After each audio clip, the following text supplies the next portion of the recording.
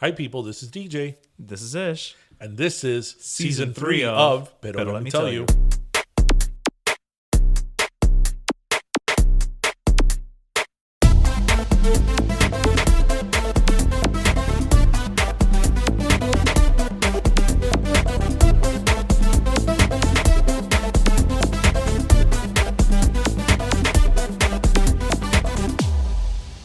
You don't know what I'm Stop thinking. explaining. I'm not gonna explain Don't shit. tell me what it hurts. That is such a good song. It is. Actually, it's one of my favorite Glee performances. Okay, I was going to go with just the regular, no doubt, Gwen Stefani version. But you know how we roll. Exactly. So, are we ready? We are ready. Well then, welcome to a special Corona edition of Pero Let Me Tell You, episode 101. Take two. Take two. Take two. So, listeners. Full disclosure to our listeners. Absolute full disclosure. So, we had actually recorded this episode yesterday. Yes. Because actually tonight I was supposed to be at Diana Ross. Right. But tomorrow, Pero Friday, we were going to be hanging out with Lisa and, seeing some of you at the freestyle concert at the fair. But no.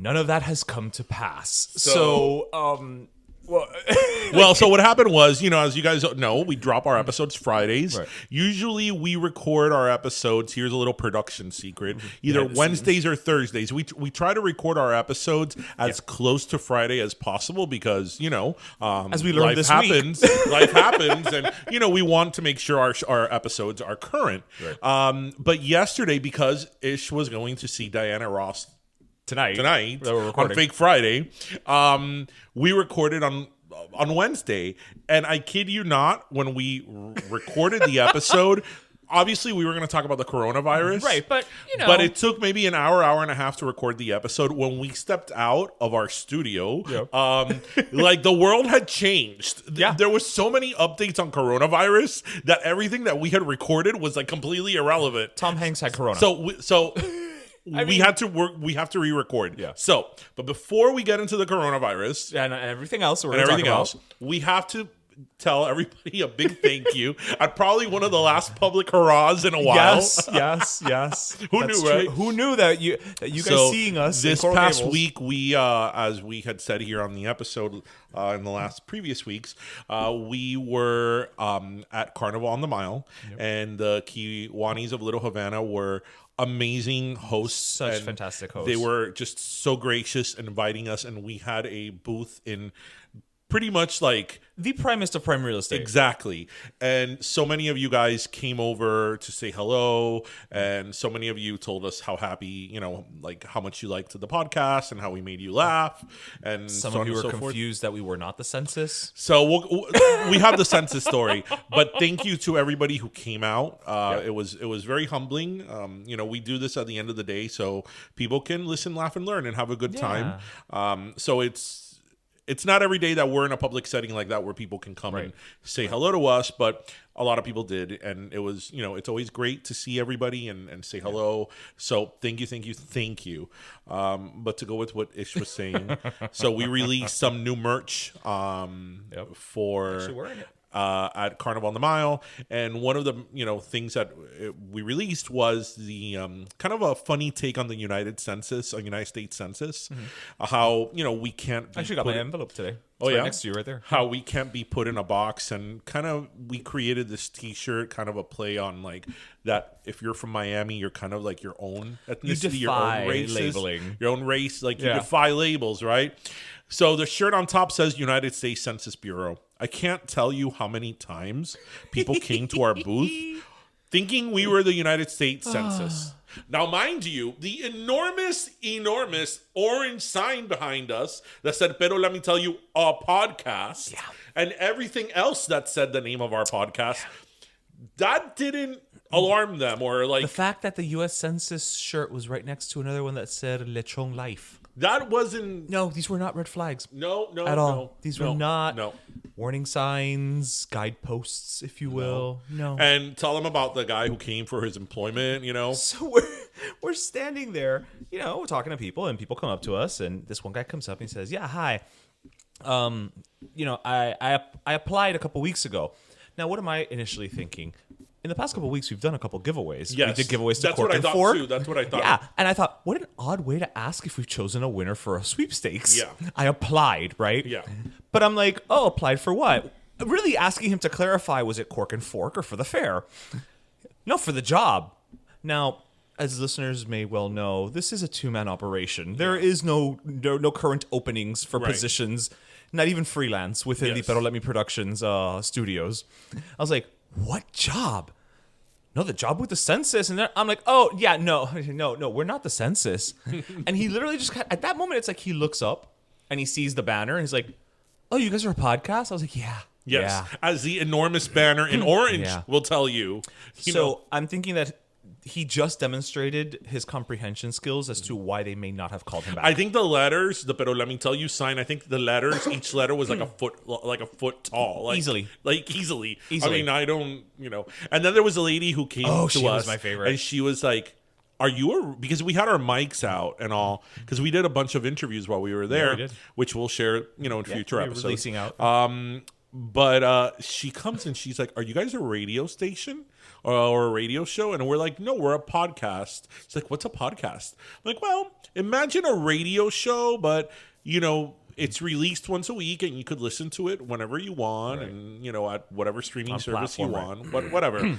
And she's and I'm like, "We talk about news and current events and stuff like that." And she looks at us and she's like, "Well, I can sing," and I was like, "Okay." Sure. Again, pero let me tell you, a podcast, not X Factor. I mean, I know we were wearing black T-shirts, but I don't think you and I look like Simon Cowell. So, but it was funny stuff like that. But we had a great time. We really, truly did. Most importantly, as we said, the Kiwanis of Little Havana do great events. Thank you, guys. Thank you for us, but thank you for doing these events. These events matter. They bring the community together. One last time. Who knew? Who flipping knew? So, Who knew? Let's move on to the. I still think that we should throw some stickers on those little anti-back sprays that they gave us and Yes. sell them for $10 in the shop. Let's move on to the elephant in the room. That at this point, it's the entire. It's the whole menagerie. Yes. So Yeah. let's give a we're herd. obviously going to talk about the coronavirus and everything that's going on and the craziness. Now, let's give a disclaimer. We are in no way, shape, or form laughing at the actual disease. We know that the disease is serious. We know that a lot of people have died around the world. We know especially that specifically people over 60 are very vulnerable to it. I for one, both of my parents are over 60. My Yes, so are grandmother mine. is 93. My grandmother has had a slew of respiratory issues. So for obviously I have loved ones that fall in that category. So we know the implications of it and how serious it can be, and we are in no way, shape, or form laughing or going to laugh at the seriousness of the actual illness. With that said, What we are going to laugh at is the the pandemonium, ridiculousness and the chaos. of the surroundings of it. Yeah. So what I want to know, and I want somebody to explain to me, and maybe you can explain it to me, or when this episode airs on Friday, Yeah, feel free to tell us, guys. people can comment on it. I get the whole thing with the antibacterial soap and Cleaning products. the Purell and all that stuff.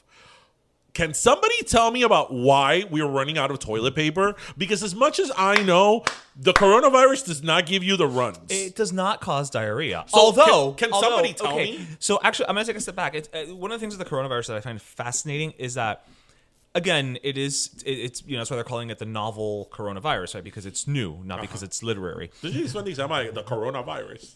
Well, it's COVID-19. I know, but it's like coronavirus sounds much better than COVID-19. I know, right? COVID-19 is so boring. Ugh.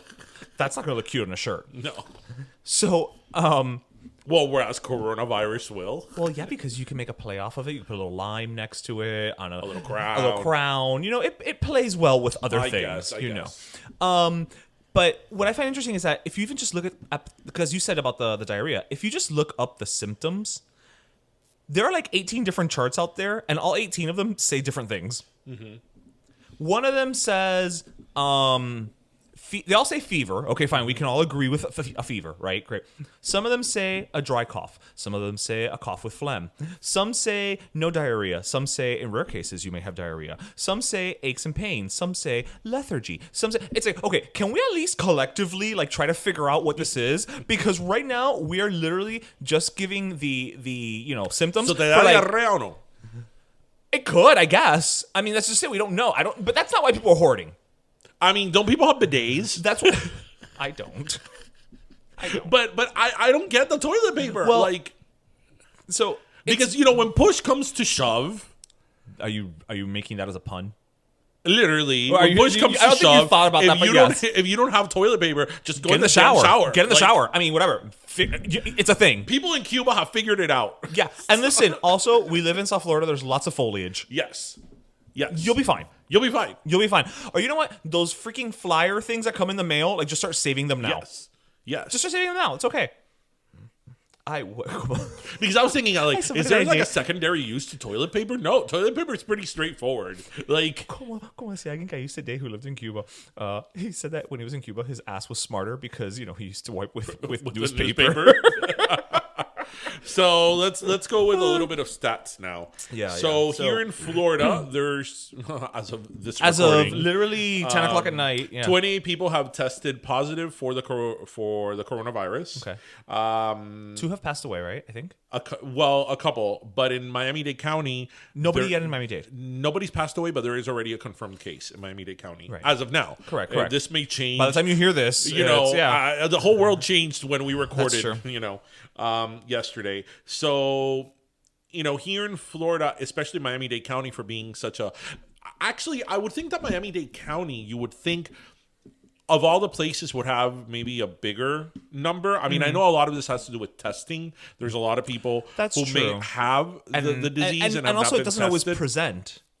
But you would think that this being not only like in an international city, but it's an international point of ingress and egress. Yes. That people come and go.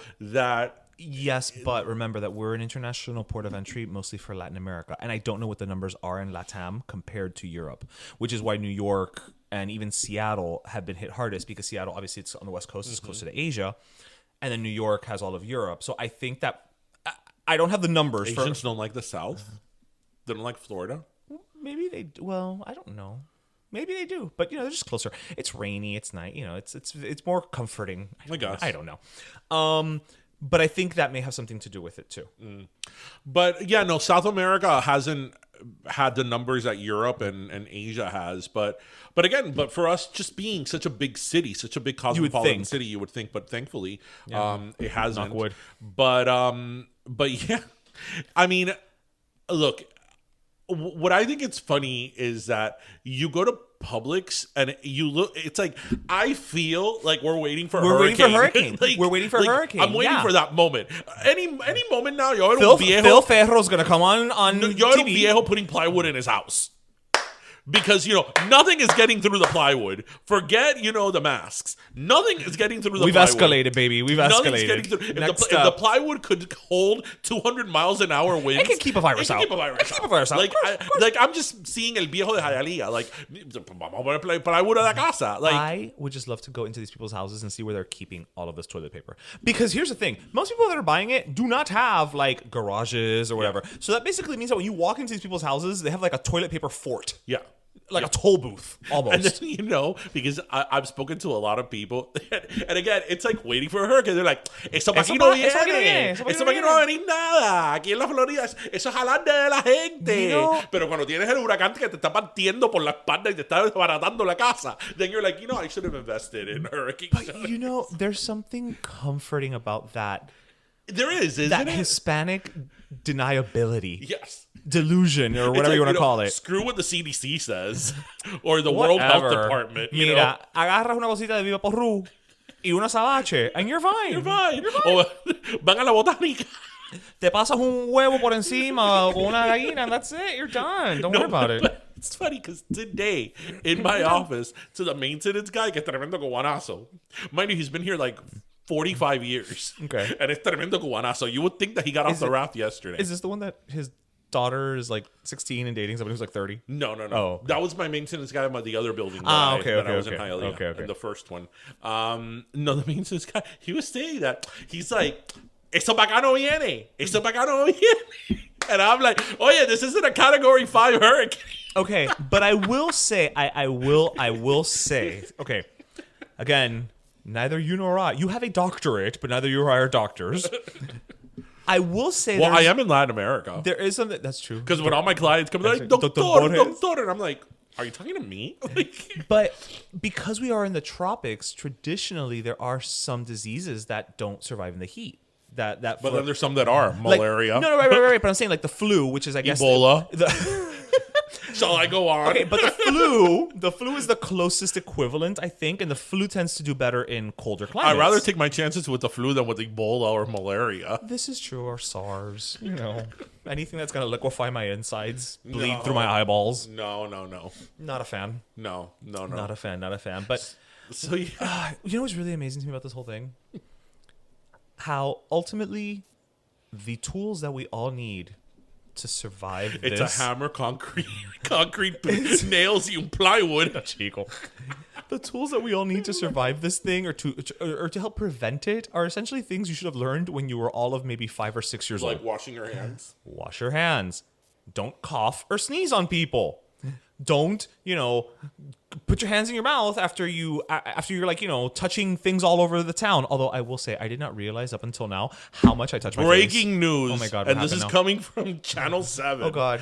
So actually this is coming from the Associated Press. That's what I'm telling you with this coronavirus thing. Like when this airs tomorrow, it's going to be a whole new news. world. That's it. Canadian Prime Minister Justin Trudeau's wife has tested positive for the new coronavirus. Canadá se infectó. Oh no, save Celine.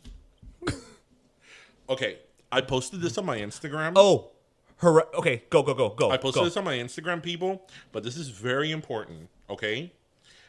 I put, let me get the exact quote. You know what? It's been over 24 hours, so it already disappeared from my Instagram, from my stories. Say what you're going to say, because I actually have an update. On that? Yes. Okay, I put, please, quarantine Betty White. I'll send my sanitizer if it means keeping our national treasure safe. So BuzzFeed actually did an article because they reached out to her publicist, and her publicist released a statement just saying, Betty White is fine. Pobrecita, she's not really making public appearances She's anymore. 98. Yeah. So Betty White is fine, guys. Tom Hanks is being taken care of. And also, which Stephanie from Mamas and Merlot, we were briefly mentioning it, and Ruth Bader Ginsburg. That's true. She needs to hold on. RBG. She needs to Just Wilson Phillips that. Just hold on. Hold on. White knuckle that shit, bitch. One more day. Just white knuckle that shit. That should be Ruth Bader Ginsburg's. Her entrance music? Her anthem. Oh, just hold on for one more day. We're almost there, Ruth. We're almost there. I will say, though, if you're looking for the more... Because everybody's like, oh, wash your hands, sing happy birthday, whatever. If you're looking for a much more entertaining way to do the washing your hands thing, I recommend that you all go to Instagram and check out Charo. Oh, yeah? Showing us how to wash our hands, counting with coochie-coochies. While I like that one, I also like the meme that we were talking about yesterday, that they say that you should wash your hands for 20 seconds. Oh, yeah. Right? So to effectively remove any type of bacteria or whatever from your hands, you should wash it for at least 20 seconds. Yeah. So there's this meme going around that the chorus of Oops, I Did It Again is exactly 20 seconds. So here we go. It works just fine. Oops, I did it again. I played with your heart. Got lost in the game. Ooh, baby, oops, you think I'm in love, that I'm sent from above. I'm not that innocent. That's it. You killed viruses and bacteria. They're all dead. That's all it took. All of them. That's all it took. See, Brittany helps in everything. Brittany, what it is right now. She helps in So everything. what is your funny coronavirus story? I have gotten more emails today about the coronavirus from such vast places. Yeah. Mira, Eating House has sent an email. Yardbird sent an email. The American Airlines. Everybody's sending an email about this. I've never seen anybody this unified about anything ever. I know, right? Ever. What unified America? The coronavirus. Washing our hands. Speaking of unifying America, so what do we? we were not in the middle of what that do Hands we, what do Across we think America about Trump's compassionate speech? It's like he can't be compassionate even if he tried. Like, If they put a gun to his head, he couldn't. this is time for unification. It's interesting to me because obviously, I mean, and actually, you and I have said this. He is charismatic. Like him or hate him, he does have something to him. There is a charisma there. I mean, for God's sake, he had his own reality show. Obviously, there's something there. Whether you like him or hate him, I think you can agree he's a showman, at least, right? But he can't translate it to things that have to do with anyone but himself. Well, because the thing with him now, with this right now, is because he knows very well that It's not about him. Economies kill a re-election. They do. True. And the economy is going to take a hit, which, I mean, that's not his fault. It's not his fault, but it is what it is. But it's going to take a hit. Yeah. And he's so worried about that I think that is his number one concern, which that is a big concern because, I mean, we'll talk about the economic impact now. But as the president of the country, you need to emote. And as You Meghan need to McCain convey said, security. you need to, because a lot of people are like freaking out right now. And even till this day, whether it's Trump that, obviously is a very divisive president, people still want to look at their leader as some form of a northern star of sorts. Some form of comforting or like, we're going to be okay and all that. Right. And like his message, first of all, for several weeks, his message has been completely at odds with everybody else's messages, including Mike Pence. Mike Pence has done a much better job at this than he has because Mike Pence and him have literally contradicted each other. Like Trump has said A and Mike Pence has said B.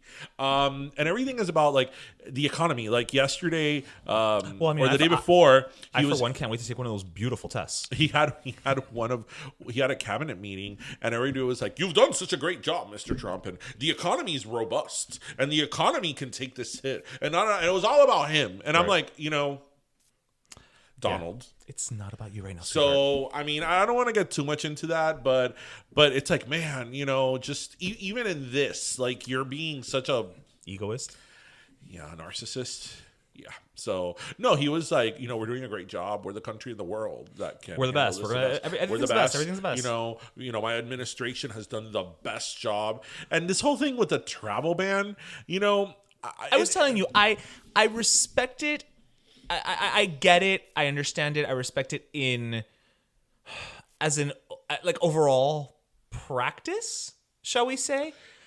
It's not so much because in emergency situations, okay, I understand how a travel ban might be necessary, especially for something like this, because these are things that, these pandemics, this is something that happens once in a generation or what have you. You want to try to contain it. So it's not something that there's like a rule book written on how you need to handle this, right. From start to finish. Right. And every time one of these like outbreaks happen, there's unique circumstances to each one of them. Well, and like you said, it's once in a generation, so the world is much different now. So, if you're going to put a travel ban on the entire continent of Europe, tell me why. Tell me, is it because we're not testing people? Is it because they're, they don't have a handle of the situation? And why is the United Kingdom excluded? I know, they currently went through Brexit. I get that. But, somebody can easily fly from wherever in Europe to London Heathrow and fly into the U.S. Yeah, they can take the train from Paris to London. And why are the Asian countries excluded from this? That's the weird one. That's where it started. It's where it started and have had the overwhelmingly more amount of cases. So it doesn't make any sense to me. I'm not saying that like.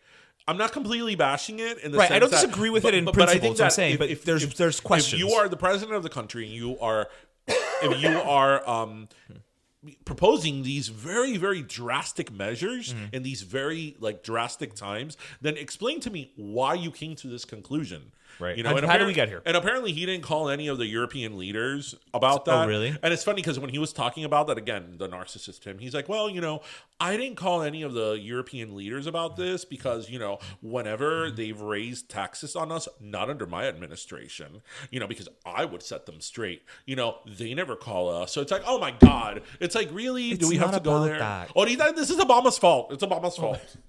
It's Obama's fault. It's a culpa de Obama, de Michelle Obama. Everybody knows that. You know, when Michelle Obama tried to change the menu in schools, that's it. It was downhill from there. I mean, everybody knows Corona's their favorite beer. It's clear. So yeah, it's like shit's going crazy. Disney World is closed. Disney World's closed. So Universal's Disney closed. World, I was looking at Disney World has only closed for hurricanes And 9/11. and 9/11. Yep. For Disney World to close, but you know Disney World is gonna milk money whatever way they can. Oh God, yes. They will come out with Mickey Corona ears Yes, if they have to. if they have to. Yeah. And Universal is closed. Busch Gardens, I'm assuming. Yeah. I know the fair has So the one that hurts the postponed. most is the fair. I have to say, We're so sad. the fair was like the last man standing. They were like, we're not closing. So we we're have a not new little closing. theme song We're not for closing. we have a new little theme song for the fair. You guys Dale, ready? Let them hear it. Regale them. Okay. Don't come with your family. Don't come with your friends. It's the good times that did not begin. The fair. It's not there. It's not there. The fair is not there. The fair. It's not there. Well, what's sad about it is that the fair is there. It's all set up. It's all set up. It's It was all going set to up. open today. It was opening today as we record this. I'm telling you, it was like the last man standing. They were like, we're not closing. We're not closing. Like, shit, we got to close now. I blame Carlos Jimenez. No, actually, I have to tell you that I'm more hurt about the fair closing than Disney World. Well, because we were going to go to the fair like tomorrow. Yes. We were going to be And doing a live recording. The fair is once a year, and Disney's always there. Yeah. Like, we look forward to the fair. It's our tradition. As, you know, we talked about in episode 100. It's the freaking fair. So sad.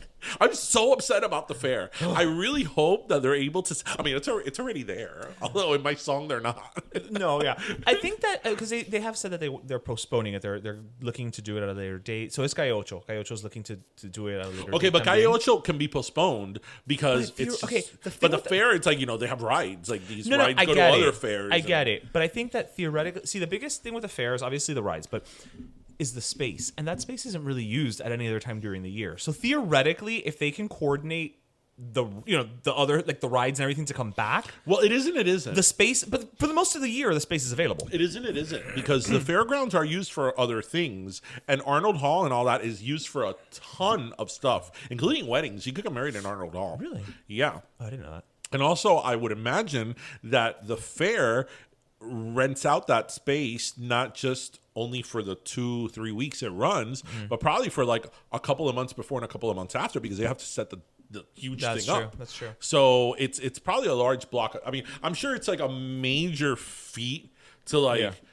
reschedule the fair. No. I get it. Especially I'm not saying it's easy, but Since I'm as saying we've talked about, the county fair here is enormous. right. But I'm saying I would think that the most difficult thing is, okay, do we have the space available? And I think that they can. And we're scheduling the concerts. If they can't get, you know, people like Expose and Lisa, we're gonna have to get like marching bands. Like, That's true.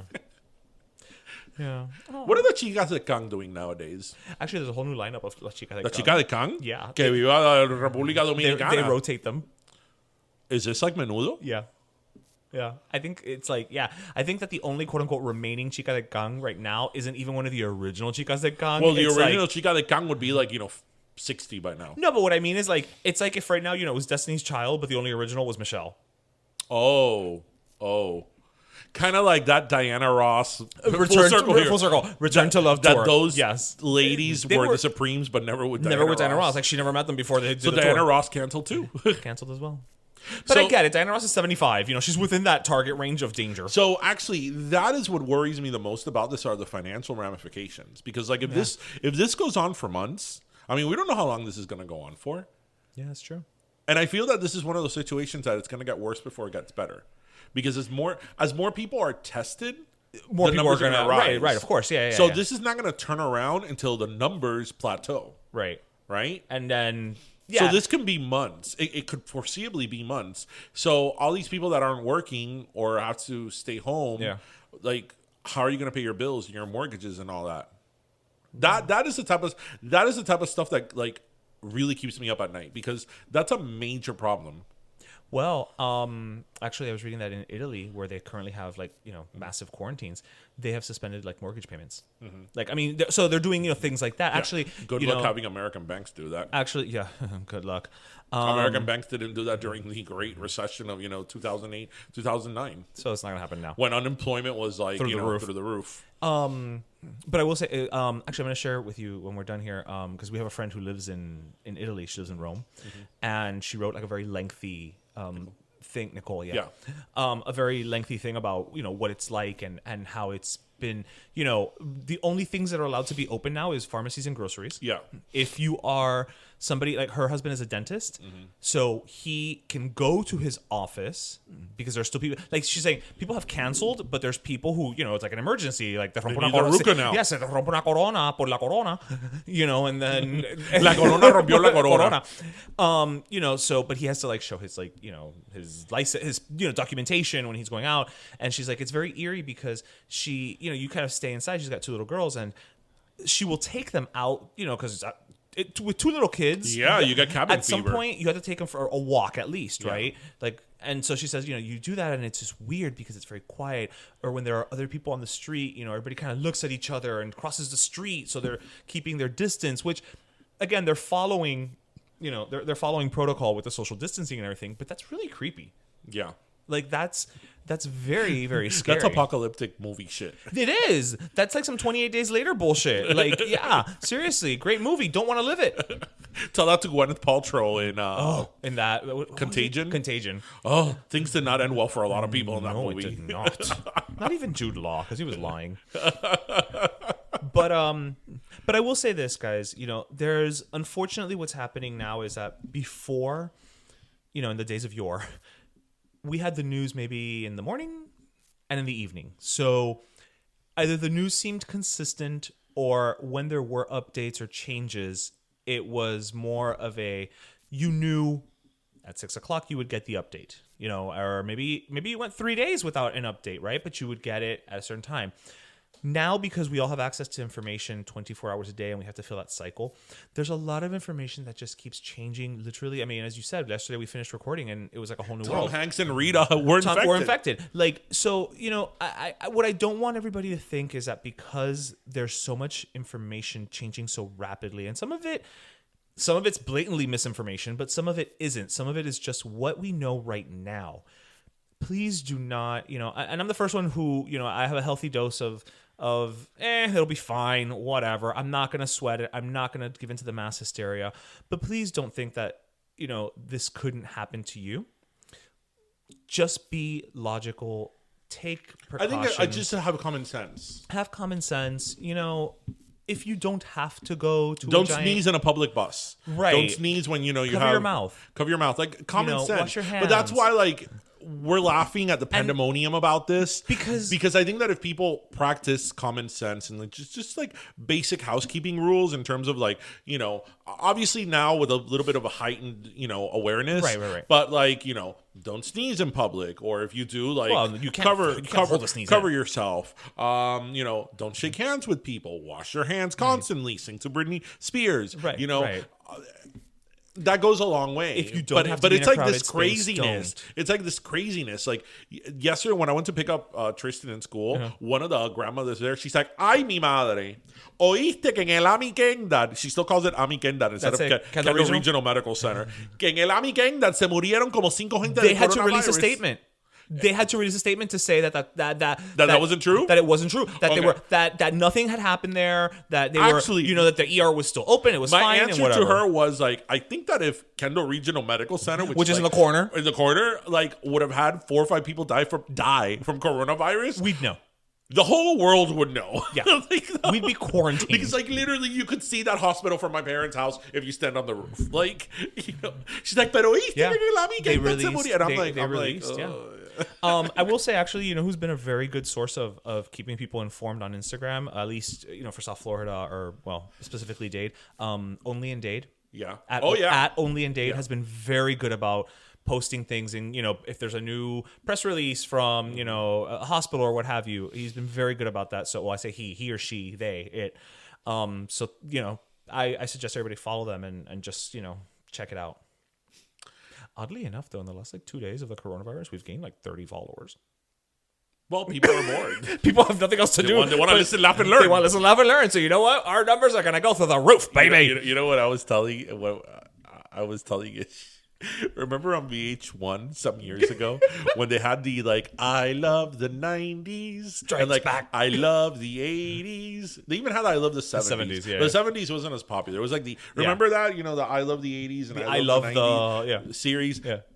Eventually they're gonna do I love the 20s and everybody will be like, remember the coronavirus? Everybody was like, Chicken Little, the sky is falling. I could just imagine Lonely Love.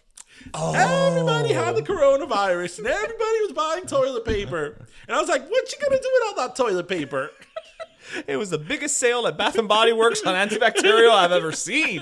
Purell, buy some. The stock market crashed, but the Purell stock went up the roof. It's the only thing that has risen is the Purell stock. I saw another meme that was if the coronavirus attacking Bath & Body users because it's 10% antibacterial and 90% glitter. I will say the best part about this whole coronavirus is the memes. Oh my god, the memes! The memes have been pretty damn good. The other one I posted that said climate change should get coronavirus as publicist. I saw one today that was a picture of the Last Supper, but without anybody in it, and just said canceled. The View. My favorite show, The View, has no audience. No audience. Well, nothing has an audience. What are you gonna do with The Price is Right? Price is Right. I don't know because I know Price is Right tapes a bunch of them in advance. Yeah. But Jeopardy right now has no audience. Yeah, but Alex his Trebek. health is compromised. Wheel of Fortune tampoco. No. Live with Kelly tampoco. I don't know what the ratchetness of Wendy Williams is doing. I don't know. She probably doesn't give a shit. She's probably whatever. I survived fainting on air. I'll survive the coronavirus. She'll be like, coronavirus, whatever. That's fake. Whatever. That was invented by, Joaquin Phoenix's cleft lip. Yeah. Or whatever. We don't care about it. Yeah. And the Wendy Williams show. Yeah. Because her show's all about audience participation. Well, it has to be. Otherwise, it's just her talking to the camera. She doesn't have a co-host. That just reminded me of. Totally off topic. Do you watch Billy on the Street? I mean, I have. So there was an episode where he was with John Oliver. Okay. And he was stopping people in New York City. Well, always New York City. He's like, "Sir, are you gay?" And if the person was gay, he's like, "Yeah, I'm gay." He'd be like, "Who do you like more, John Oliver or Wendy Williams?" But they're so different. And people would be like, "Who's John Oliver?" And John Oliver was right there. And every freaking guy was like, Wendy Williams.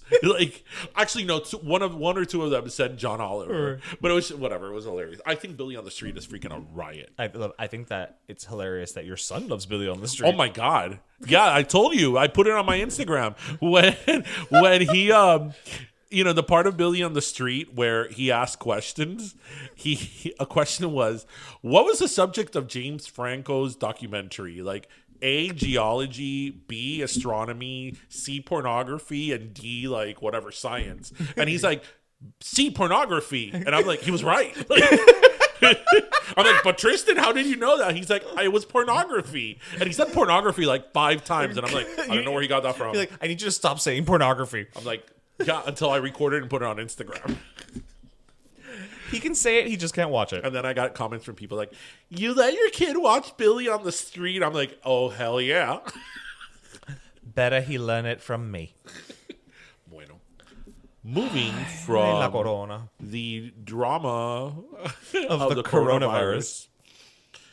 ¿Viste lo que dijeron de la Meghan Markle? Speaking of the crown. Speaking of La Corona and UK being in Brexit and exemption. Okay, that's why UK had to let flights out so Harry and Meghan could go to Canada. Which now their prime first minister is the first lady is compromised. Oh no. I hope this doesn't affect Timmy Hortons. Oh no, delicious donuts. I know. So again, everybody make sure Celine Dion's okay. No, Selena's under 60. She'll be okay. Pero ella ha estado bien flaca. Right. I don't know if she can. Ella está desnutrida. And after René has passed away, I am very, very weak. Yeah. I mean, I am a fashion icon, of course, but I am so weak. Yeah. I may get the coronavirus. Yes. René would not stand for this. No. Oh, if René was here today, he had the cancer. He would have the coronavirus. She will cancel the greatest residency in the world. I will say, Caesar, I do not perform. René has the coronavirus.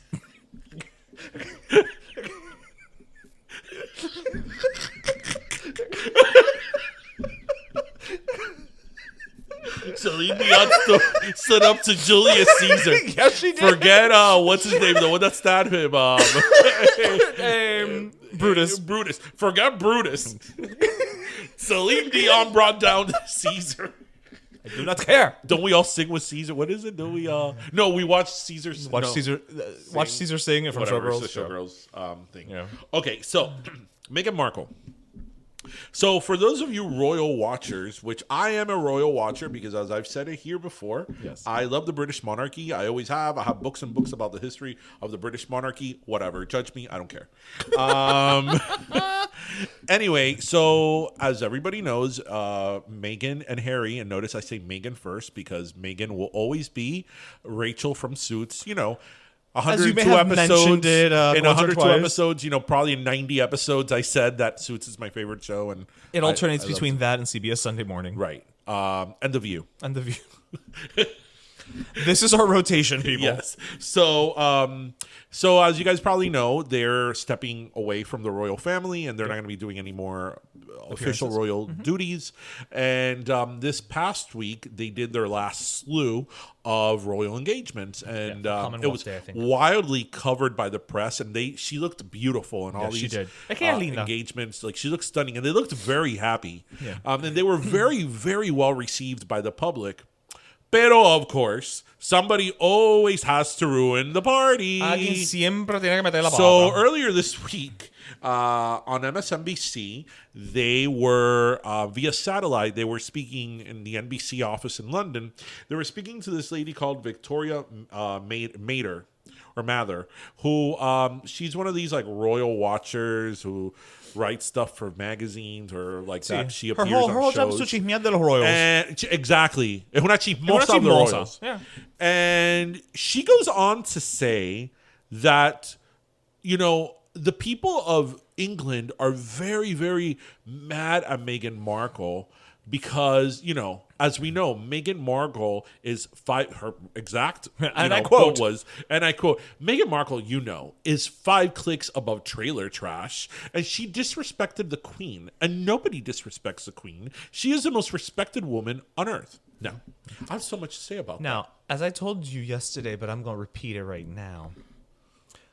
We all know that even though I feel differently, the most respected woman in the world right now is Beyonce Knowles. You say something about Beyonce, and that beehive will come at you. I would rather incur the wrath of Trumpers than the Bayhive. Or Bernie Bros. Or Bernie Bros. and the Bayhive. The Bayhives will literally cut you up. Because the Bayhive... They will slash your tires. They are international. Yeah, they will slash your tires. Yeah, no, you can't escape them. No. They're Bayhive. You'll pray for the coronavirus. Yeah, they're the Bayhive. Yes, they will find you. Hide your kids, hide your wife, and hide your husbands because the Bayhive's coming out here. Oh, yeah. So you don't have to call and confess. We looking for you. We go find you. We go find you, and you can run and tell that. Run and tell that. Run and tell that. Homeboy, homeboy. You want to talk about things that went viral? The Bed Intruder song, 2010. Antoine Dodson. You guys remember that? Maybe he has the vaccine for coronavirus. You're climbing up your windows, snatching your people up. How's it? So you better hide your kids, hide your wife, hide your kids, hide your wife, and hide your husbands because they're raping everybody out here. Well, someone in Lincoln Park. Anyway, whatever. Back to Meghan Markle. I digress. So anyway, esa mujer to call Meghan Markle trailer trash. Let me tell you something, Victoria Mather. Count us about this. Meghan Markle comes from a Californian middle-class family. She went to actually a very good and distinguished Catholic private school. She went to a little university called Northwestern. That place, which is like practically an Ivy League school. That's an excellent school. It's not she Harvard. Actually Palmolive in the early 90s or late 80s when she was just a kid. She wrote them a letter about how they were using women in their commercials, and they changed an entire an entire advertising campaign thanks to her. She then became an actress. She worked on Suits, which was a very good, respectable show on USA. It's not like, she was working on like silk stockings, She learned how to open suitcases. and Deal and Ordeal. But like Suits is like a legitimate show. Right. It's not, a like you said, serious it's show. not, right, It's a legal drama. It's a legitimately recognized show. Yeah. Like, and to call her trailer trash. So, and that's what I would like your take on. Because Catherine, William's wife, comes from a middle-class family as well. Right. And she has not received any wrath of what Meghan did. So, you always hate to pull the race card, but It's there. I mean, it's there. I'm race sure. has to be there. It's there. It's the fact that she's American. Yeah. For these older royal watchers too, it's the fact that ultimately Catherine will be queen. Mm-hmm. So don't say anything about, you know what I mean? Right, but don't say anything bad about. But exactly. But don't you think that because Catherine is going to be queen and Meghan is not, she would be subject to less scrutiny? No, not by these because these older people respect el título. You know what I mean? So it's one of those things where it's don't touch Catherine because she's going to be our queen. Right. I mean, there's a lot of things that play. Because I would think about it the other way around. I'm like, okay, well, be more critical of her. Meghan Markle, the only way she's going to become queen is if the coronavirus wipes out the entire Windsor family. Like La Vieja, Charles, William, the kids. Because Harry is. I think even Fergie has to die before she becomes. Harry is sixth in line. Yeah. So it literally has to be La Vieja, después Charles, después William, and then his 3 kids. Right. So it's like, it's gonna be the coronavirus plus. It has to be like the Moldavian massacre from Dynasty. She's not gonna be queen, so like you would think that the scrutiny of her would be less because Harry is the most popular royal. Right, but you can criticize her and not be It's weird. I feel like they can criticize her and not really be disrespecting the crown because he's so far down the line. Again, on top of everything else that I'm sure is at play. Yeah. I just think that it's so unfair because she's someone. I mean, Meghan Markle, again, I've been following her for quite some time, and she's one of these people that she's very benign, Yeah. She prior to being with Harry, when she was, especially during her years on Suits, she actually had a lifestyle blog called The Tig. Right, yeah, I remember. That was all like about pretty like things like, from like a Pinterest stuff. Yeah. Like she had a lifestyle blog. She was actually a big time foodie, and she was very well known in like the New York scene for being like a foodie and like she really she had a life. She did. She did. But she was actually very classy. Right. She was like a very classy girl. Right. And for them to say that she's trailer trash. I mean, I think that's like really insulting. And you know what? Well, yes, it is. As an American, like I take insult to that because like you're insulting a girl that was like really classy, comes from done anything. A good, you know what?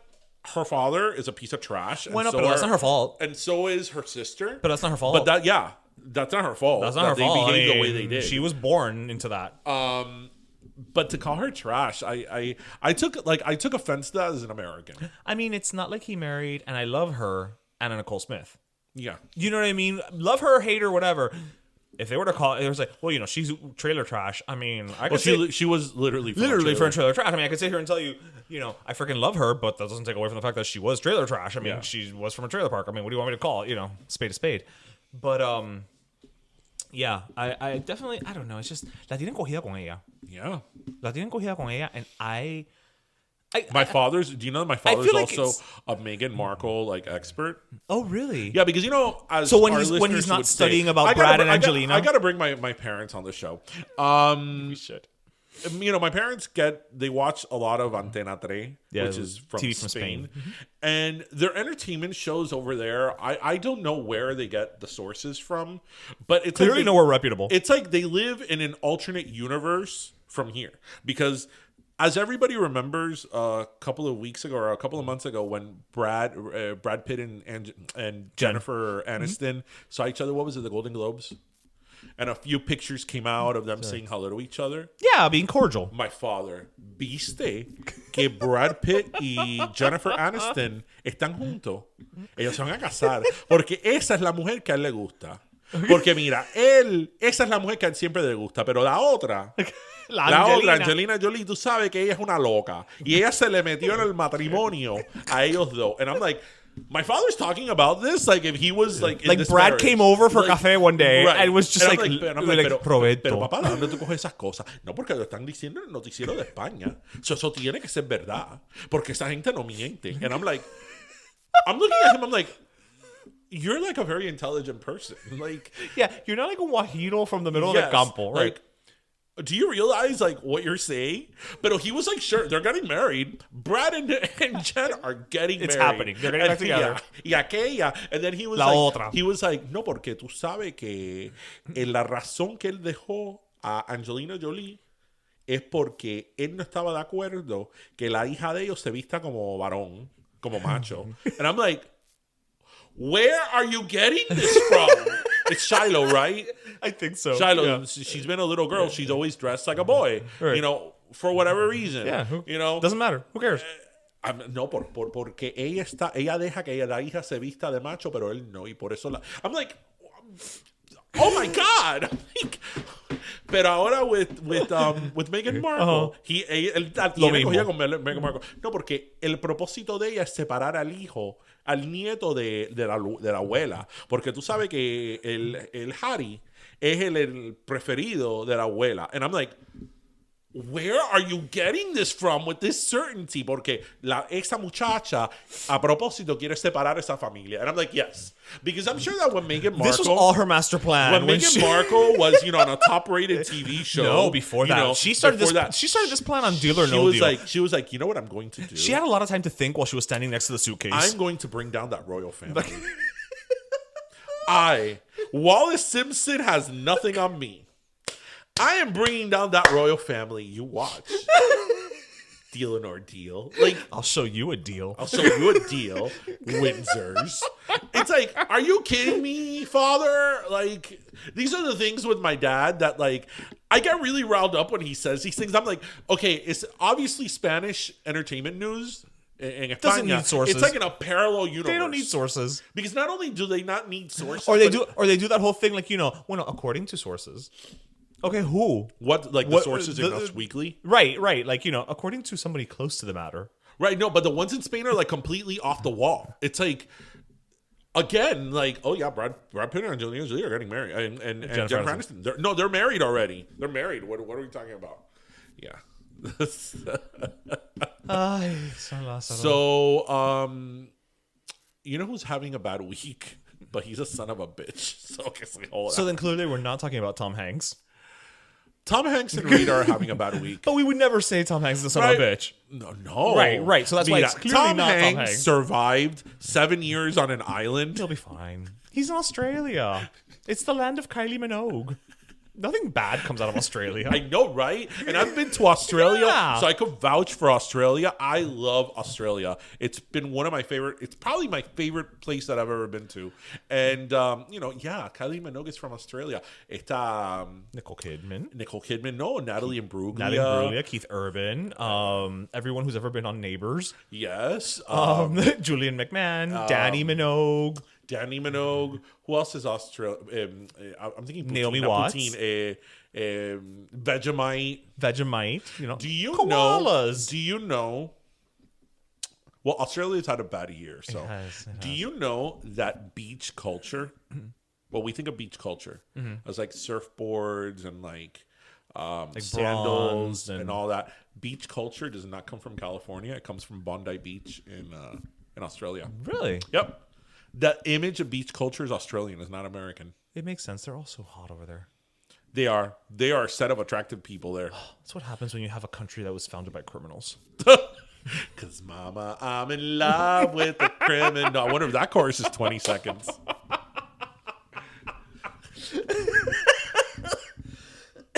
Well, they really weren't founded by criminals, but whatever. Anyway, You know who's having a shitty week other than Tom Hanks and Rita Wilson is Harvey Weinstein. But okay, say hold on. Who cares?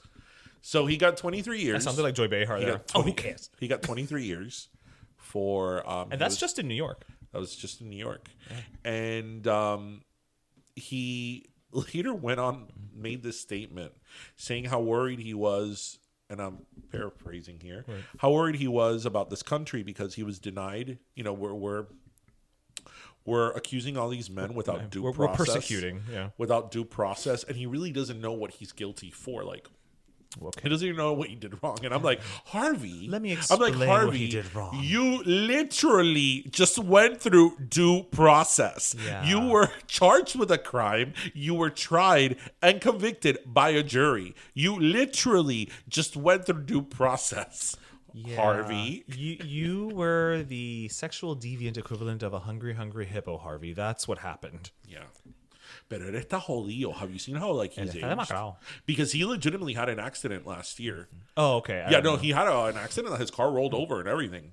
And he messed up his back. Okay. That's why he's in a walker. Yeah. But that man has aged like 20 years since like these allegations started. When all these people go on trial. Like, I think about every time somebody goes on trial. Like, I mean, I hate to think what Lori Loughlin's going to look like at the end of her. No, but Becky's innocent. But she's going to go through a trial. But she's innocent. I didn't say she was guilty. All I said is because Lori Loughlin is like almost 60 or whatever, and she's looked the same as since she was like 17. But she's innocent. Okay. Justice for Becky. Okay. Sure. Mrs. Massimo. Él está demacrado.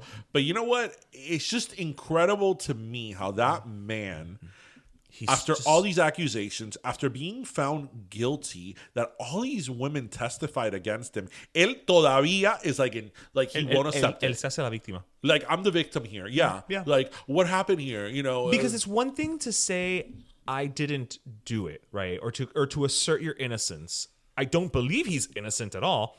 But it's one thing to say, you know, I'm very disappointed in the court system. You know, what they found me guilty of was not something that happened the way that they said, blah, blah, blah. Like, I don't agree with him, but that's one way to put it. Mm-hmm. But to come out and just be like, you know, like, oh, I don't know what I was found guilty of because I'm just such a good person. You know, and it's like, listen, aside from the whole sexual, you know, whatevers of it all, you've never had a reputation of being a nice person. Yeah, he's always, people would say it all the time that he was an asshole. Famously, like, he was he's famous an asshole. for knowing an asshole. That's like, we've talked about this before. Like, when all these accusations started coming up against Bill Cosby, that like, hurt. I didn't want to believe it. Like, I was in denial about it because I'm like, oh my God, Dr. Huxtable, Fat Albert. You know, like the Cosby Show is like my favorite show. One of my favorite shows. He's about education. You know, and aside from the Cosby Show, Bill Cosby had such a reputable image. Yeah. You know, that he promoted like education and respect for elders and all that stuff. Yeah. So it's like, I could see why as a public we would be in denial about those charges, about Bill Cosby. But after 1, 2, 3, 4, 5, you know, they keep coming. Yeah. You're like, okay. And the stories are all identical. Yeah, okay, there's something here. But this guy had a reputation for being an asshole. Yeah, you weren't liked to begin with. So it's like, okay, I mean, the asshole showed he was an asshole. Exactly. What's the saying? When somebody shows you who they are, believe it. Believe them. Yeah. Believe them. Maybe he's gonna get coronavirus. Oh, couldn't happen to a nicer person. Lord, I can't believe Justin Trudeau's wife got coronavirus. That's crazy. But again, remember, and Can I you say imagine this: if Trump gets coronavirus, well, Trump, we would never find out. No, but Trump would kill the coronavirus because it's Trump. He's like, I got the coronavirus. Oh my God, can you imagine Alec Baldwin? Actually, you know who else had a really bad week? Okay. I mean, I'm not going to wish him the coronavirus, although un perro comunista. Oh, we know who it is now. Bernie Sanders had a crappy week. He did have a pretty crappy week. He got kicked in the ass again this Tuesday. No. And next week, Florida's up for grabs.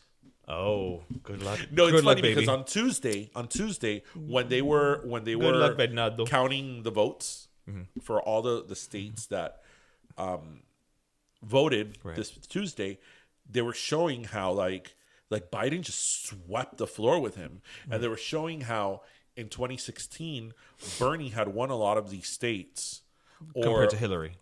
Hillary, or he had won certain counties. Okay, certain demographics and all so that. Like now, like his numbers were even down even further.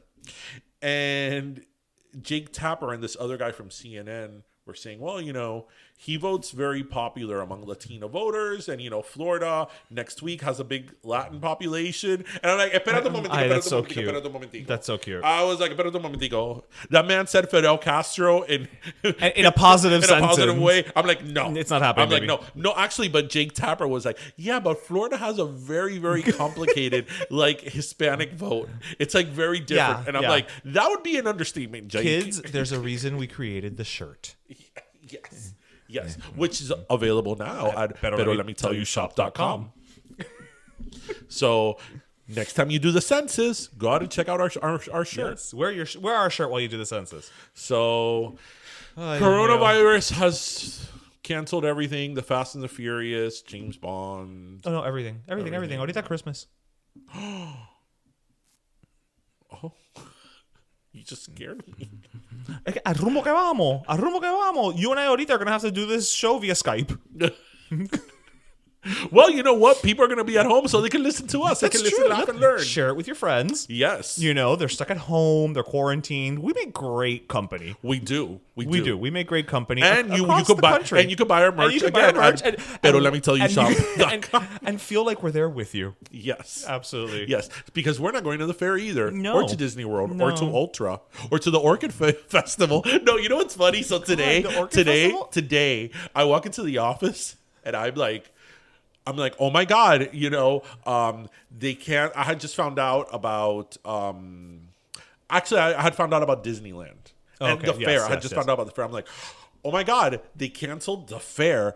Disneyland is closing. That means that Disney World is going to close too. Right. They've canceled Ultra. They've canceled all these things. We can't go to Europe. Princess Cruises is canceling all their cruises. Yeah. And, that's another thing. I have to cancel my weekend cruise. and my assistant goes, oh my God, did they cancel the Orchid Festival on Fairchild Gardens? And I'm like, really? You really wanted to go see those orchids, didn't you? Bueno, las orquídeas son very relaxing. Cancelaron el festival de las orquídeas. Orchids are very relaxing, They could help. They could canceled help. your cruise. They canceled my... Well, we're canceling the cruise. Not because I'm scared of getting the coronavirus, but I don't want to be stuck in a little... Because otherwise, we're going to have to do our shows via Skype. So I'll be recording, and you'll be live from the Celebrity Solstice. Hi, this is DJ. This is Ish. Hi, I'm Ish. I am in quarantine in the Celebrity Solstice, but we will not miss a week of Pero Let Me Tell You. We cannot miss a week. I have to send this shit through Telegraph. I may be quarantined on a ship, but we're gonna record the damn episode. We're gonna record the damn. No coronavirus quarantine is gonna stop me. You know what's the saddest part though about the fair being canceled? That we can't see Lisa. I know, and we had such a great interview with her. We do, and we're gonna run the interview. Yeah, but we're gonna run it today. But we would have met her every time she talks about the fair. Now it's like, and we were gonna meet her, and Lisa, an expose, and just. This is what happens when you get to the point of no return. Yeah, well, seasons change. Yeah, but seasons change. But don't within an hour that we recorded yesterday's episode. Don't be all cried out though. Okay.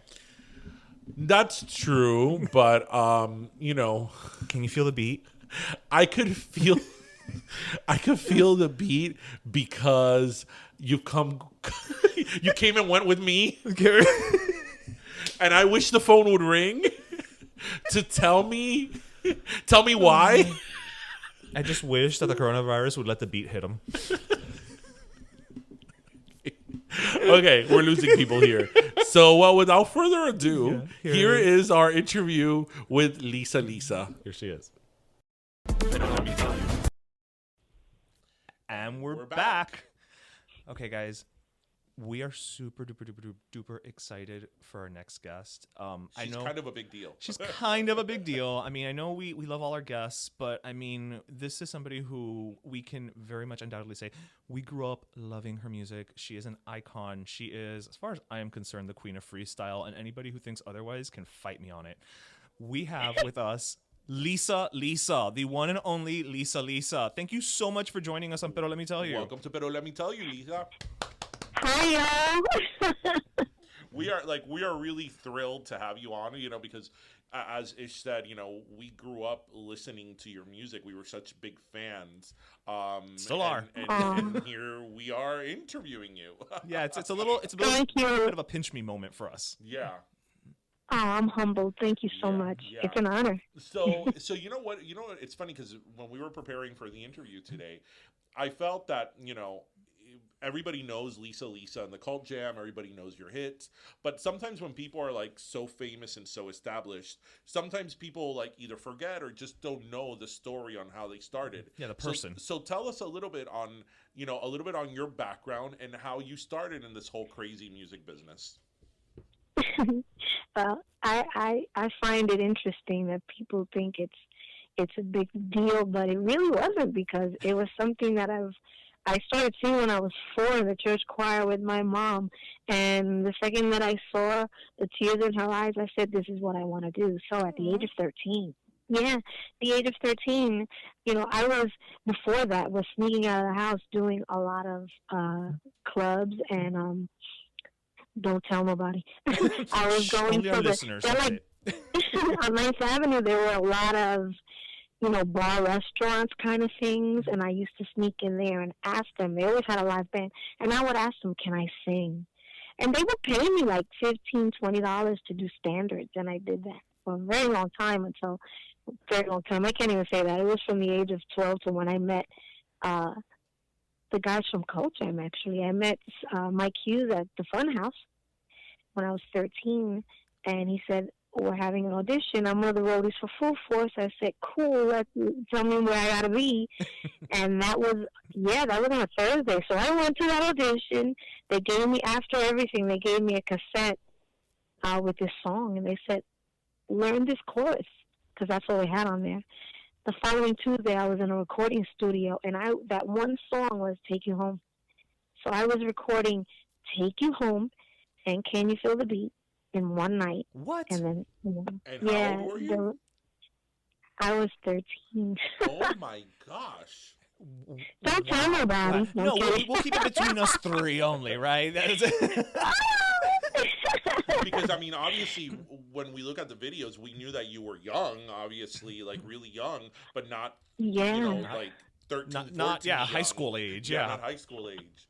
Oh my That's gosh. funny, because That's I was incredible. 13 when I first met them. Yeah, I met them when I was 13, and I recorded those 2 songs. But that song, "Take You Home," was put on a compilation album called Breakdancing, and it was released on a very small record label, Personal Records, in Europe.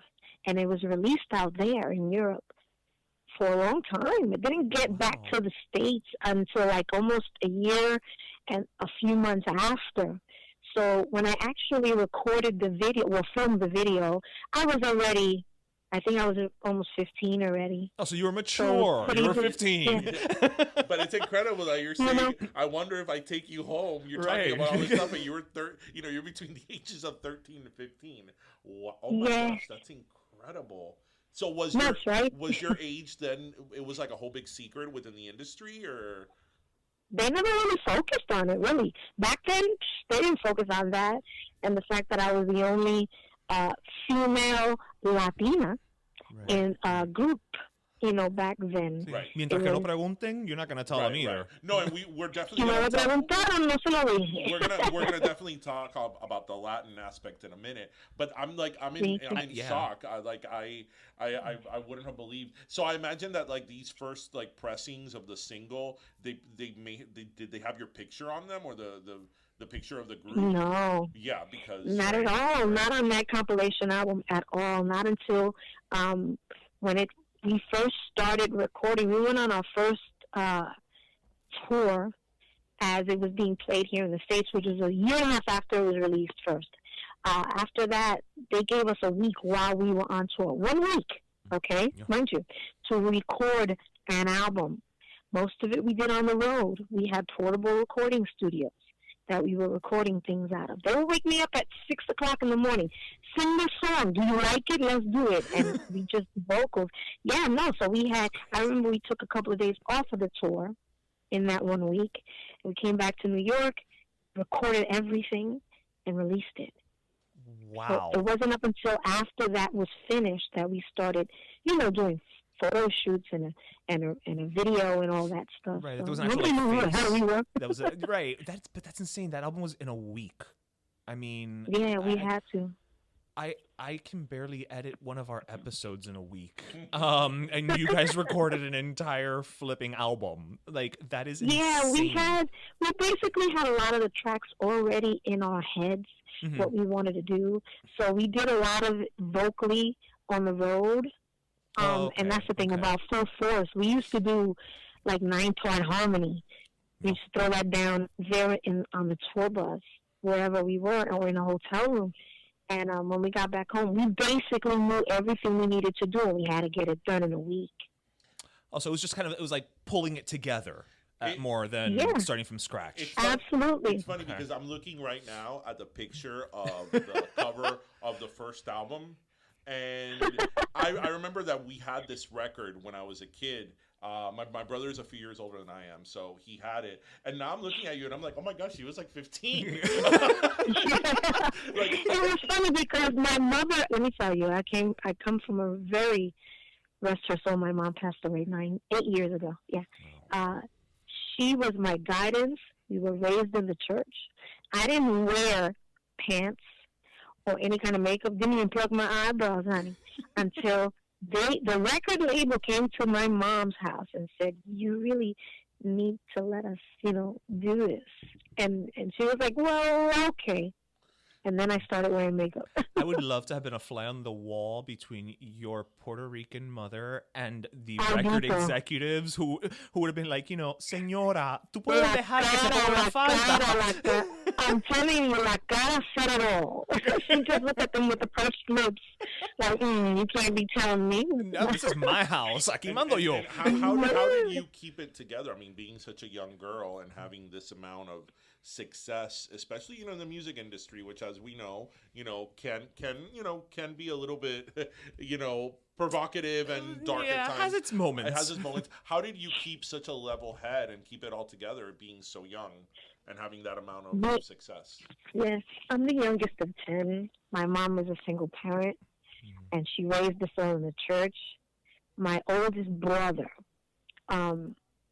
he did 3 tours in the Vietnam War. She sent him on the road with me as my personal bodyguard. So there was no messing around. Hell no. No, man, because let me tell you, born and raised in Hell's Kitchen, you saw a lot was happening. I watched and learned from other people's mistakes and what I didn't want to happen to me. So, I think that basically kept me grounded. Listen, I didn't care about anything else. I just wanted to be on stage singing. That's all. And still to this day, everything else to me is BS. I just want to be on a stage performing for the audience because, truth be told, the audience is what keeps us out there. Yeah, and I gotta say, we saw you perform actually a couple of years ago at one of those freestyle concerts, and I gotta tell you, it's like no time has passed between.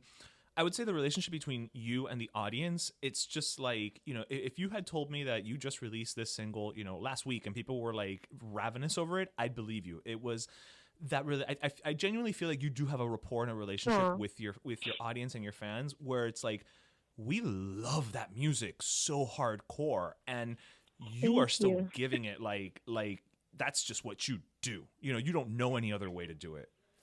I honestly don't. I really don't. And I'm again humbled. I thank you for that. But I have to tell you that it's the audience. It's the fans, the people. They're the ones who make me thrive.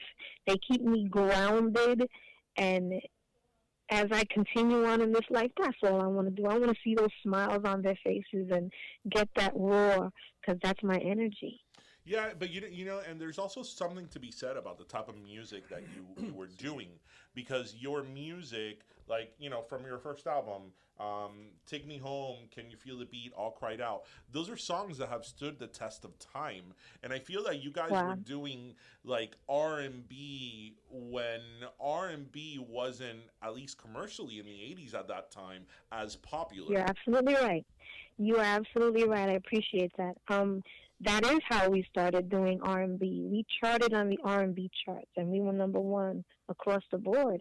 It took a minute to cross over, and I think that started to happen with Head to Toe and Lost in Emotion, because a lot of what we did was nothing but R&B, pop, hip-hop. Mm-hmm. I think when we got the the title as freestyle, Latin freestyle, was when they realized that it was a little Puerto Rican girl from Hell's Kitchen, and this is the music that they played in the clubs or in the streets with the freestyle break dances, with the linoleum and the shell top Adidas, hat to the back, throwing it down. Yeah. So let's talk a little bit about that, because Sure. Again, growing up, I maybe this was something they talked about, but I don't remember. I don't remember, especially at the height of your success, them talking about you being Hispanic or Latina or Puerto Rican. I don't remember that. Was that something that was just not, they didn't talk about? Again? They didn't. They didn't. Yeah, you're right. You're absolutely right. That's the thing. Back in the day, it was strictly about the music. It really, really was. They never focused on age. They never focused on gender. They never focused on nationality. Never. It was all about the group, the style of music, and what they gave to the audience. They never focused on any of that. And it wasn't until way later, after people started talking about, oh man, Latin freestyle and this, that, that they said, oh, well, Lisa's Puerto Rican. Mm-hmm. They never ever spoke about that. So that's why today I don't get it. So you may have not realized it, but you were quite the trailblazer. Yeah, girl, you're a pioneer. What does that mean?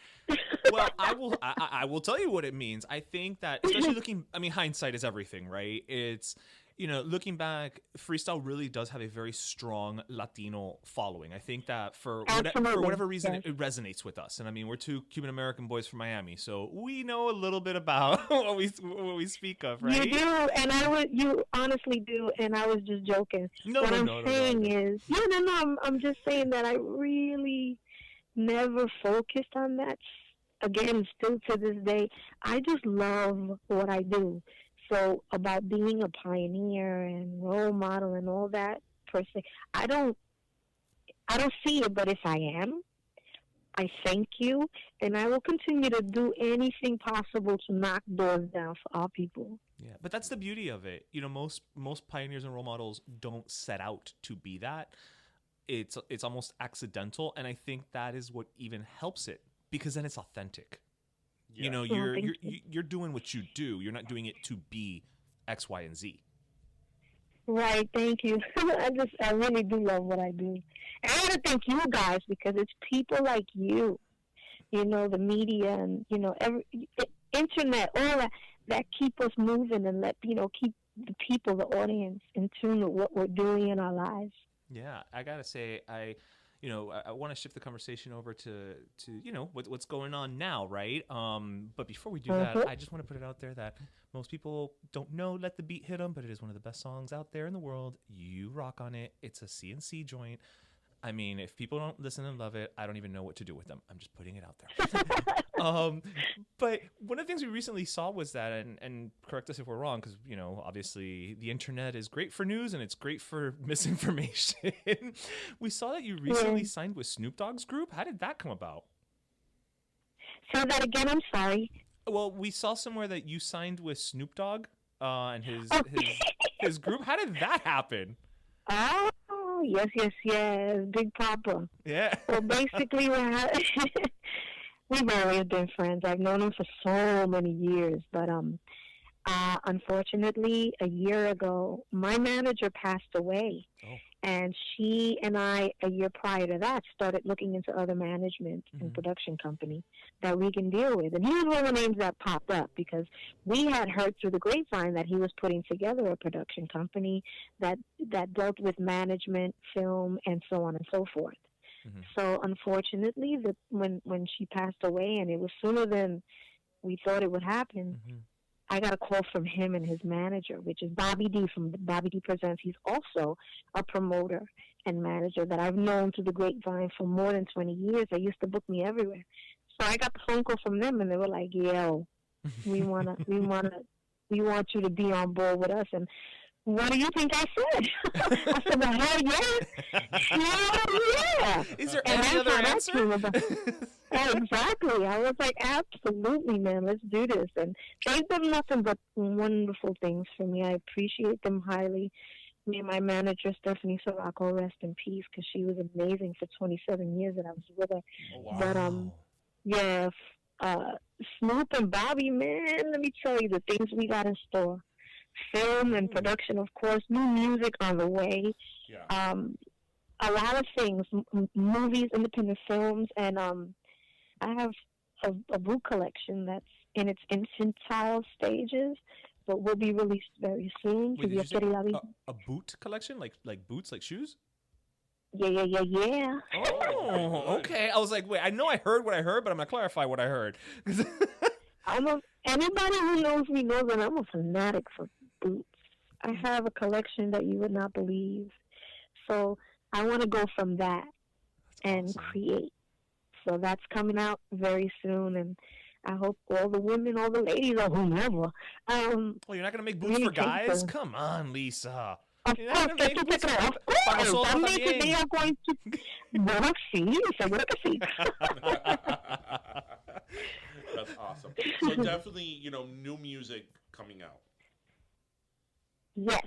Okay. We are in the stages of recording now, and hopefully everything will be finished by the end of this year. If I don't get to put it out, right before Christmas, early next year, it will be released. But now that I can take my time with it, I really want it to be perfect. Yeah, and now I know you're going to be down here. Actually, when this episode airs will be the day that you're performing down here in Miami at the fair. Will we be teased any of that new music at that performance? Look out. Ah. All I got to say is look out. Love it. Yeah, I got to say, we were going to go anyway because of you, but it's like you and Expose, that is a double header that try to keep me away. Try. I double dare you. Man. Yeah. But I was going to say... go ahead. No, go ahead. No, I was going to say, like what he was saying about you and Expose, and, here in Miami, they have these freestyle concerts all the time, which, you're part of as well. And it's incredible how so many years later, these concerts still sell out, and these people, us included, always come out to this, because this is music that, it's timeless, but it also defined a specific time, and it's just great to see how so many years later people still love it, and it's absolutely great music. I think it resonates our life, our growth. We have a great following. Again, I appreciate all of you. It's something listen, again. Back in the day, music was music. It was about the music. It was about the lyric. Today, unfortunately, and forgive me for saying this, and no offense to anybody, music really isn't music the way it used to be, man. What I truly miss and believe that what we need today is originality, man. Originality. I need some new stuff. The time I miss the time of the live band and being able to get up on a stage and recreate that and take it to the full max. I don't understand why we don't have that. And this style of music, it really needs a lot of that. So I thank the fans. They keep us going. Yeah. And it's a good beat. It's all music that had a good beat. You need a beat. Yes, man. Yeah. Right. But it goes with what she's saying. Music and live live bands and all that. That's how you create that organic sound. Yes. Absolutely. Which most of the time can be recreated in a studio, or if vice versa, or electronically, or if it does, there comes a point that it sounds dated, because how many songs we were jamming to 10 years ago, and now we listen to that and we're like, ooh, we cringe. Yeah, we know exactly the month and year it came out. But yet freestyle music, which predominated in the 80s and 90s, you listen to it today and it's still as good as ever. You know, there's a reason for that. Because it takes you there. People, let me tell you, they really relate to it, because not only the sound, because it takes you back to what you were doing in the 80s in a club back in the 80s. You were in there to dance and have a good time, not like today that you're just holding up a wall and watching. So, it's so funny once we get that feeling, man, it's so funny. I was at a bar last weekend, and I felt that. I was like, why aren't these people dancing? Like everybody was just milling around, having drinks. So critical. And it was music. I'm telling you. But I'm like, why is nobody like, damn it, just sway side to everybody's on side their at phone. least, Everybody's It's on like, Because yeah, I everybody has guess. something serious on their mind, and they really need to let it loose. When you Bro, go what to a better club, just to place? relax. What better place to let go Right. than a bar or a club? It's just like, damn it, just give yourself over to, damn it, to quote one of your songs, can you feel the beat? Hello. Exactly, and that's why I think the music resonates, because it takes you there when you just didn't care. You just went in there to let loose for all the crap that you went through during the day or in the past years or whatever, and it let you feel, it let you be. Yeah, just be. déjalo ahí, just leave it on the floor, Tíralo ahí. Yeah, no, absolutely.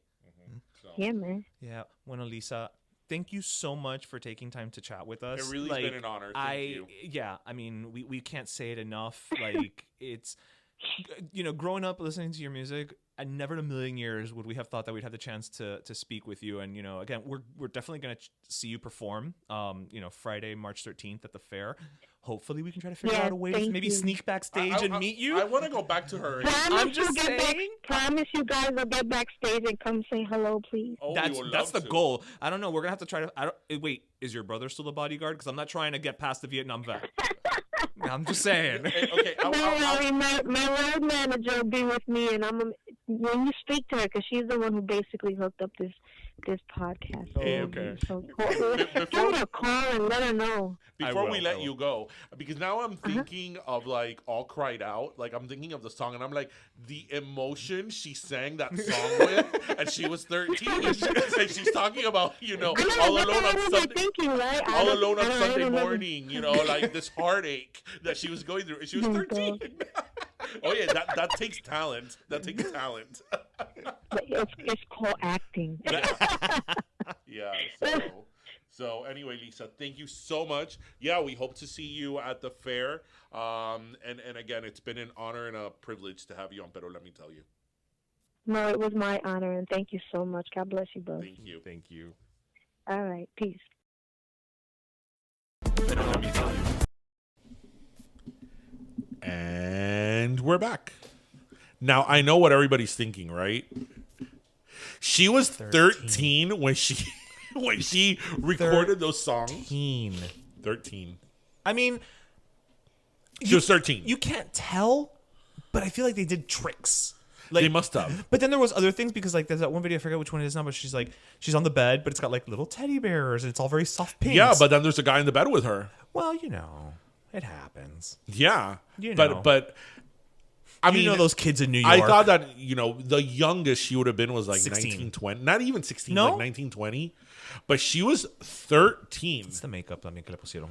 I mean, obviously, as she said, the first wave of like the single didn't even have her Yeah, picture. it was. They were not about to put her face on Yeah. there. Yeah. That actually reminded me a lot of the story of JoJo. Oh yeah, you were telling me about that. Yeah. Yeah. Actually, let me plug that in right now.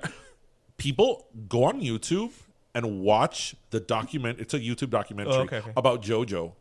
It is insane what that girl went through with her record company, because her record company owned her voice, like her voice. You were telling me about this. So It's she couldn't do crazy. anything. It's not even that they owed her like her record contract, that she couldn't record songs with another. Right, a label. They right.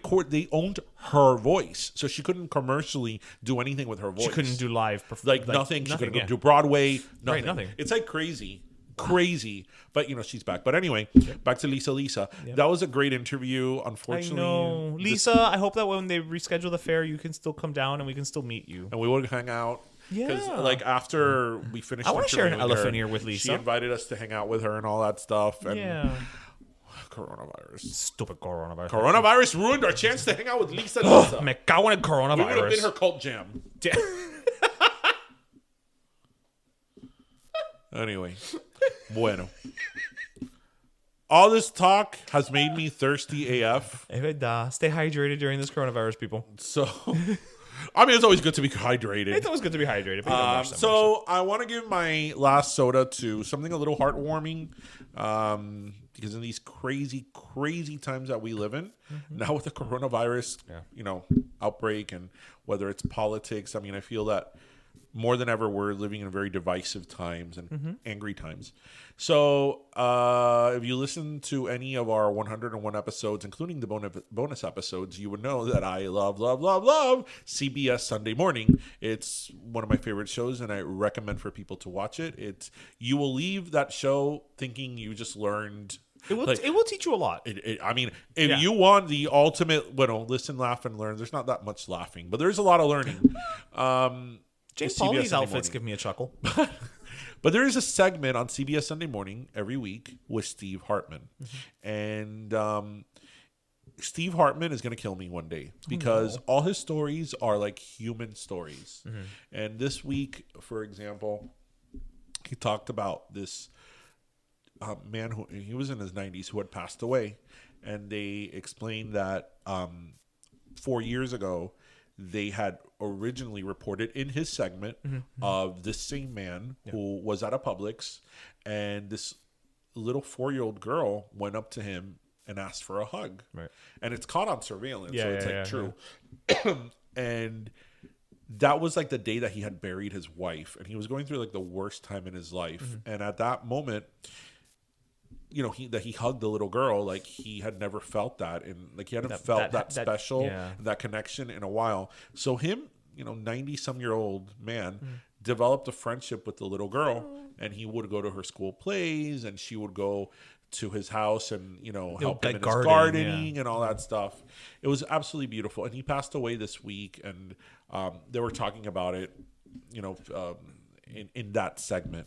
So I wanted to give my last soda to not only CBS Sunday Morning, but to that segment in particular, because again, in these divisive times that we live in and how crazy things are, you need these stories to be reminded of the humanity that we all possess and should be front and center. But unfortunately, many times it isn't. So I'm going to kind of piggyback on that a little bit. My last soda is actually, I'm going to give it to like compassion. Okay. Well, go with me. Things are about to, as you said, things are about to get really crazy. And what we just can't sleep. This Corona episode has been all filled with Britney Spears, as it should be, as it should be. But it's already getting crazy, and it's probably gonna get crazier. Please, guys, just remember there are other people out there who are probably less fortunate than you. When you're out there hoarding up toilet paper and supplies and food, you know what? If there's a limit of 7 on these types, I know that they're putting limits of like, you can't get more than I think like 6 packs of toilet paper or whatever. Do you really need all 6? Or do you think you could maybe leave 1 or 2 there for that elderly person who probably doesn't have anybody else, who's going to have to go and take care of these things by themselves, and all they're asking for is to just have a little bit so that they can take care of themselves as well. And if you see somebody out there who, maybe needs help, I know they're telling you like, social distancing and all that. So maybe I'm flying in the face of it. But you know what? Don't turn away from people. Sometimes people do need our help, despite the fact that things are going a little crazy, a little hectic. The worst thing that we could do in times like this is promote mass hysteria. But worse than that is just to turn on each other. So that's why I'm giving it to just human compassion, is just remember as you're out there, yes, you have to take care of yourself. You have to take care of your family. But you know what? If everybody else is filthy, dirty, and germ-ridden, you could have all of the antibacterial in the world. That's not going to help. A bidet will. A bidet will, yes. So if you can get a bidet, then that I'll say go ahead and do. Bueno, everybody hang in there. Hopefully next week when we record our next episode, we won't have to, self-quarantine? Social distance, self-quarantine. You and I haven't social distance in 30 years. That's We're not going to start now. You and I will probably wind up quarantined together. Whatever. If you guys are Corona, if one of us gets it, we'll just stand on opposite ends of the room. These mic cords are pretty long. What is it, 6 feet? What is it, 6 feet? They say 6 feet? 6 feet, yeah. Listen. Okay, these mic cords are pretty long. Listen, as much as you and I hang out together, if one of us has it, the other one probably has it too. Yeah, At which point we should just quarantine together. Yeah, whatever. So anyway, everybody, don't go crazy. This ain't 1999, as Prince says. Yes, no. And hang in there. Hopefully next week when we do our next episode, there will be some more positive news. Yeah. If more things closed at that point, then I don't know what else is left to close. I don't know. Como yo digo, you know what? Yeah, just blow up the planet. Yeah. Not blow up the planet, but it's like, okay, well, nothing is open. Only the hospitals and, And that's it. Well, maybe, Cuban markets are always going to be open because, that's true. they're not going to, Presidente is not going to close. Oh my gosh, should we start stockpiling pastelitos now? Like, Publix will close because Publix does everything by the word. Right. Publix does everything. Winn-Dixie will take a while. Winn-Dixie's corporate. Publix is corporate. Yes, but remember, Winn-Dixie's open on Thanksgiving. Publix is not. Right, but health is not involved, right? Okay, fine. But el Presidente supermarket. Oh, yeah. El Presidente will Varadero. be like, get what? Coronavirus? No, mijito. No, aquí no vendemos Aquí la corona. única corona que tenemos es la cerveza. Aquí lo que tenemos es la muñequita. No tenemos la corona. No te preocupes. So, and Hialeah won't shut down either. Let's just be honest. Nothing. Ooh. Oh, I just had a thought, but I'm going to share it with you offline. Hialeah will... I think the only thing that could bring to Hialeah is like a nuclear holocaust. And even then... somehow Hialeah is the cockroach. Hialeah is the share of cities. Yes, somehow it will make it. Yeah, it will. It will make it a little, crusty. Un poquitico, but it will make it. It will make it. Kendall and Coral Gables, forgot it. Oh, Pinecrest, bye. Bye. But Hialeah, to quote Monica, is scrappy. Monica Geller. It is scrappy as fuck. Well, we hope everybody listened, laughed, and learned. And as always, if you could find a croqueta, pastelito, and a jupiña, have one because you might not be able to have one next week. For a while, yeah, that's true. Because they're going to be... So that was episode 101, everybody. So stay safe and see you next week. Bye, mi gente. Pero Let Me Tell You is co-hosted by Darian Borges and Ismaeliano, produced by Ismaeliano, and our theme, Pero Let Me Tell You Freestyle, is composed by Michael Angelo Lamleplex, the official gay guy. And don't forget to subscribe and leave us a review on iTunes.